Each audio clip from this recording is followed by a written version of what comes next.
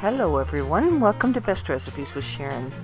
Stay with me throughout the video and I'll show you how to make maple chicken and rice. It's with carrots and caramelized bacon. So it's another quick and delicious meal that you can add to your recipe collection. And we'll get right to making the recipe right after these quick advertisements. And I know some of you are already aware that I have my first cookbook out. But for anyone that's still looking to get a copy, it's available on Amazon.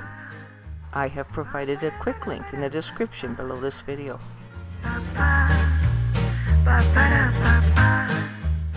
Now for everyone that's anxiously waiting for this book to be released, The Crown of Purple is now published and out and available for you to purchase.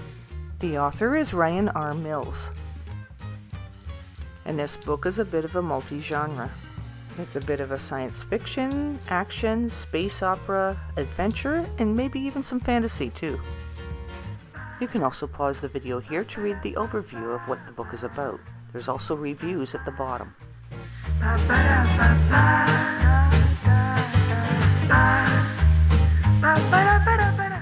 Alright, so without further ado, let's get right to today's recipe. Start with 2 large chicken breasts. Using a sharp knife, slice them into 1/2-inch strips. In a separate bowl, add 4 tablespoons of cornstarch. Then add 1 rounded teaspoon of Italian seasoning and a rounded 1/8 of a teaspoon of cayenne pepper, just enough to enhance the flavor. Next we'll add about 1/4 teaspoon of salt and also 1/4 teaspoon of black pepper. Mix this all together until it's well combined. Here we're placing the chicken strips in a bowl and adding the cornstarch mixture, and then mix that in with your hands until the chicken strips are evenly coated. Okay, so there you have it. Now we're ready to fry them. Medium-sized frying pan, turn your heat on high, add some olive oil to the bottom of the pan, just enough to cover the bottom. Move your pan around a little bit to make sure that it's all coated. Once the oil has started to heat up, you can start adding your chicken pieces and fry them until they're golden brown. And once they start to brown, flip them over and brown the other side. Try to minimize the amount of times you flip them back and forth, but you can flip them back and forth if you need to make sure that they're browning evenly. And the chicken should be cooked through entirely with no pink inside. I sometimes put a lid on it to make sure that the internal temperature gets up to par. And I only leave the lid on for maybe 4 or 5 minutes. And if you're inclined to use a thermometer to check the internal temperature of the chicken, it should be at least 165 degrees Fahrenheit, regardless of the cooking method. Time to cook your chicken can vary depending on how cold your chicken was when you started.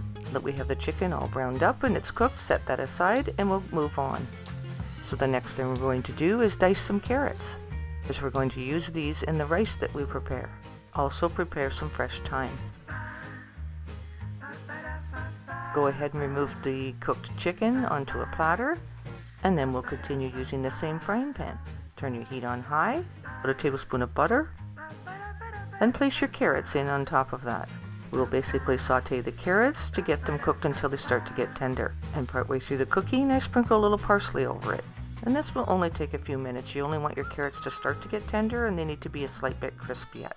Go ahead and add 1/2 teaspoon of minced garlic. And spread that evenly amongst your carrots. And mix that in until it's well combined. I just happen to have some fresh chicken broth here, but you can buy that in the store and you'll need about 1/2 cup of that. And once it's added to the carrots, you just bring that up to a boil again. And just let that simmer for a couple of minutes and then strain the juice off. And pour that juice back into your frying pan. Alright, so let's go ahead and make a little bit of a sauce. Add about 1/2 cup of maple syrup. With your heat turned on high, let it start to simmer. And then about 1/4 cup of water. Once you have that simmered, once the sauce has simmered for about a minute, add the chicken back to the sauce. Gently stir it to make sure each piece gets coated. While you're cooking the chicken, you will have cooked up some Basmati rice according to the package directions. Then you just add your carrots to that rice, mix it in until it's well combined.